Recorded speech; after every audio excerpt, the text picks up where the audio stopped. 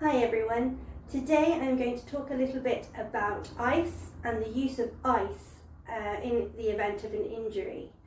Now, if you've done any kind of sports, any kind of dance, you'll have heard of the acronym RICE. RICE stands for rest, ice, compress and elevate. And this is something that's been commonly used when dealing with an acute injury. So say you're playing football, you slip, you twist your ankle. Somebody will come running up with an ice pack, stick it on. You might be told, oh, ice it for 10 minutes every couple of hours. Maybe use a bag of frozen peas at home. But there's this idea that the ice will help the healing process. What we know now is that that's completely wrong. It's in fact the opposite. Ice will slow down the healing process. Now, if you think about an injury, when we injure ourselves, whether it's, oh, I've just tweaked a muscle, or, oh, I think I've really injured myself, it's all soft tissue damage. Even a tweaked muscle is damage to one of the muscle fibres. When that happens, our body needs to repair it. And to get the materials it needs to repair that injury, it needs a good blood flow to the site of the injury. Now, when we use ice, what ice does is it reduces the size of the blood vessels and it restricts blood flow to the area, which actually then slows down the healing process. If you imagine that there's been some kind of natural disaster, buildings have been damaged, people are hurt, we need to get medical supplies in, we need to get building supplies in. Now imagine that all routes into that area have either been blocked off or they've been reduced to single lanes. The big vehicles carrying supplies are not going to be able to get in.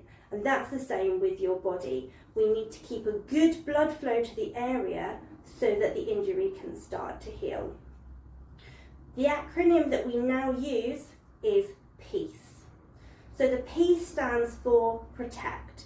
You want to protect the site of the injury for the first day or two to make sure that you don't cause any further damage. That might mean resting it, that might mean using a support bandage, it might mean modifying your activities, but we want to make sure we don't cause further problems for the first 48 hours.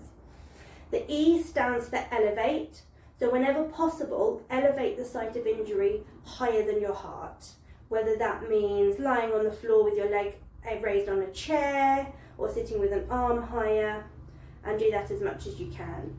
The A stands for avoid anti-inflammatories. Ice comes under this. Also, painkillers such as ibuprofen, that's also an anti-inflammatory. And by reducing the inflammation, you're slowing down the healing process. So if you need to take painkillers, take something that is not also an anti-inflammatory. The C stands for compression. So using an elastic bandage or some flexible tape. So what I have here is, we call it K-tape, and it's basically a really stretchy tape that you can use to tape the area for a bit of extra support as well as some light compression. Then the E stands for education. And this means that you need to let your body educate you in what it needs to do to heal. You need to trust your body and its natural healing process. The human body is an incredible thing. It knows what it needs to do to fix that injury, and you just need to trust it and let it do what it needs to do. So, we're not using rice, we are on to peace. If in doubt, don't ice it. The only time that ice is a good idea is if you are in a lot of pain, because it provides instant pain relief. If you have hurt yourself, whether it's doing a sporting activity or just in your day-to-day life. If you are in an awful lot of pain, then use ice. It will instantly make you feel better. It's just not a good idea to do it long term. So, thank you for listening, and look out for my next video.